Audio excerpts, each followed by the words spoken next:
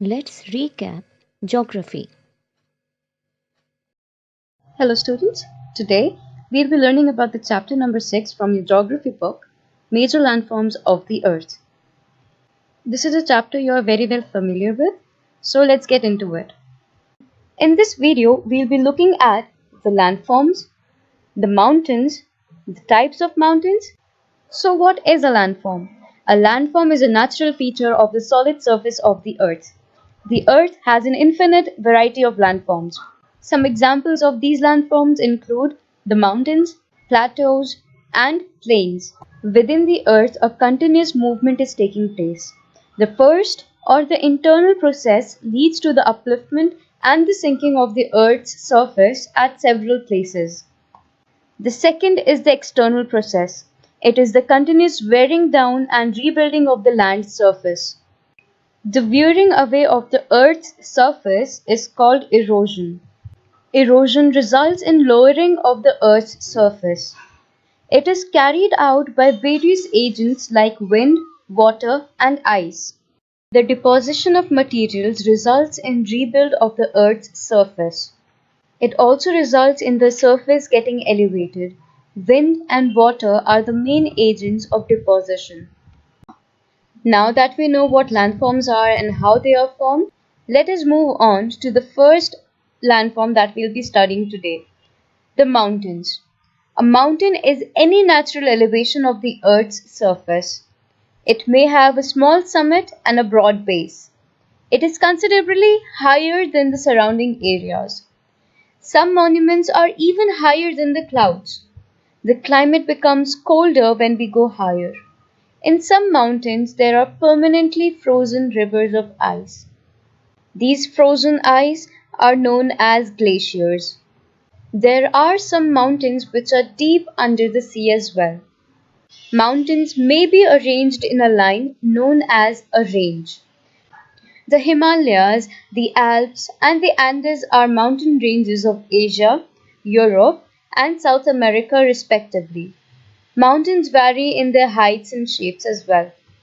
After knowing all of these details about mountains, what do you think? Is it favorable for the people to live on the mountains? How is the population on mountains? Owing to the harsh and extreme climate, less people live in the mountain areas.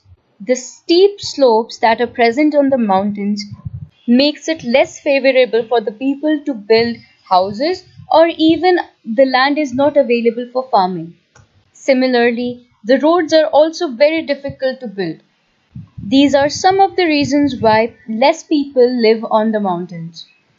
Moving on to the types of mountains. There are three types of mountains: fold mountains, block mountains, and volcanic mountains. First up is the fold mountains. When a tectonic plate gets pressured from two sides, it gets folded. Some of its portion becomes elevated and forms the mountains.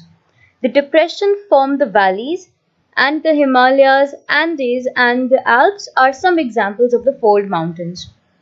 To understand this concept of fold mountains better, you can make a fold mountain yourself. All you require is a pile of paper. Put the papers on your table.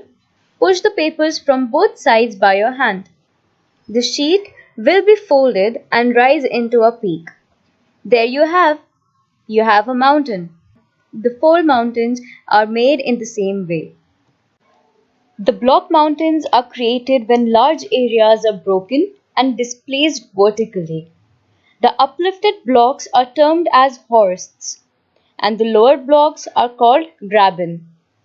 The Rhine Valley and the Vosges Mountains in the Europe are examples of such mountain systems. The next and the last type of mountain for us is the volcanic type of mountain.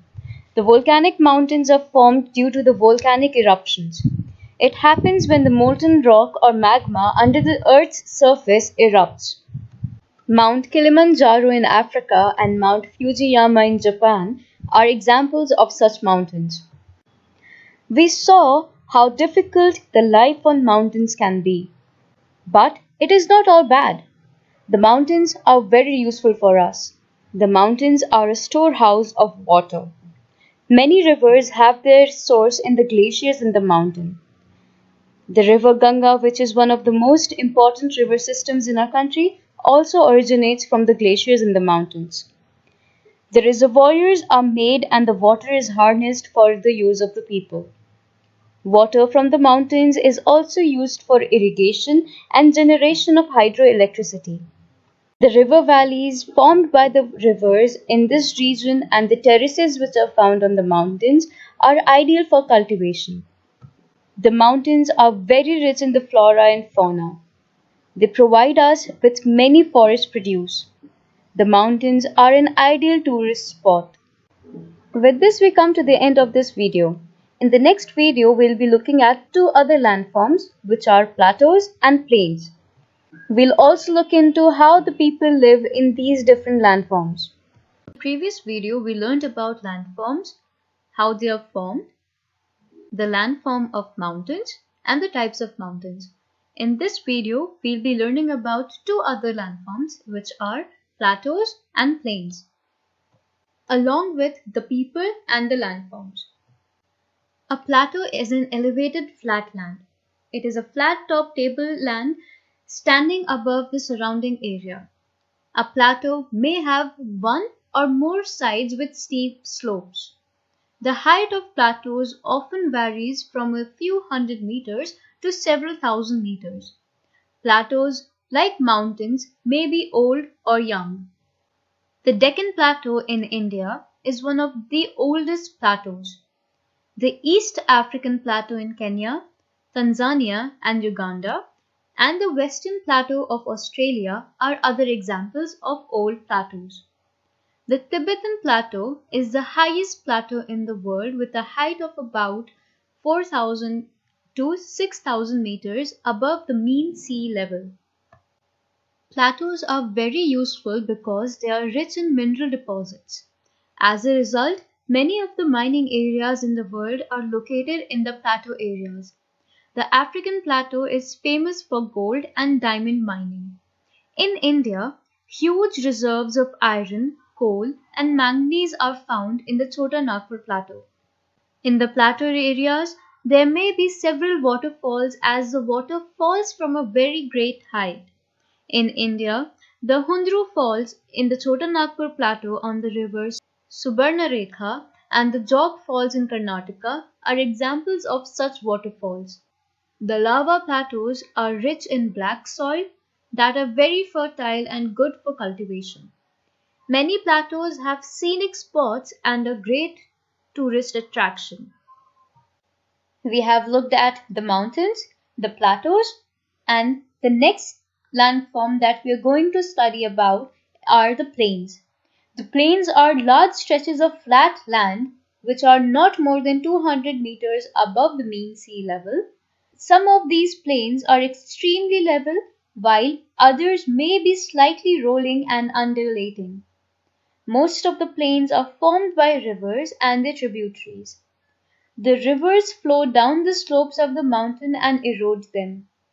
These eroded material consists of stones, sand, silt, which are deposited along their course in their valleys or on the river banks. It is from these deposits that the plains are formed. The plains are very fertile. These plains are very thickly populated regions of the world. Some of the largest plains made by the rivers are found in Asia and North America. For example, in Asia, these plains are formed by the river Ganga and the river Brahmaputra in India. The plains are the most useful areas for human habitation. There is a great concentration of people as more flat land is available for building houses as well as for cultivation. Because of the fertile soils available in these areas, the land is highly productive for cultivation. The Ganga plains are the most densely populated regions of the country. Now that we have learnt about mountains, plateaus, and plains, the different kinds of landforms, it is time for us to know the relationship between the people and the landforms they live in.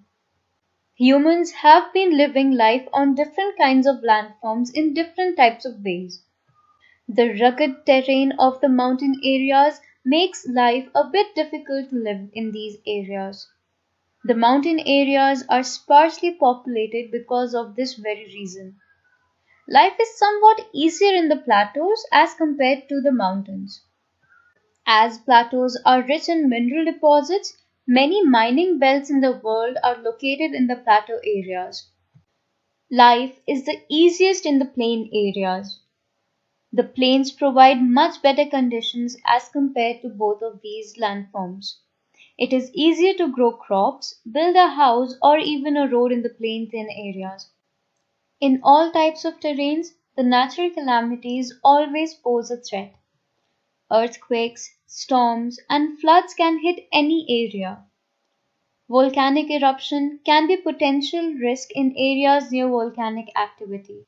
But people need to learn to live with natural disasters.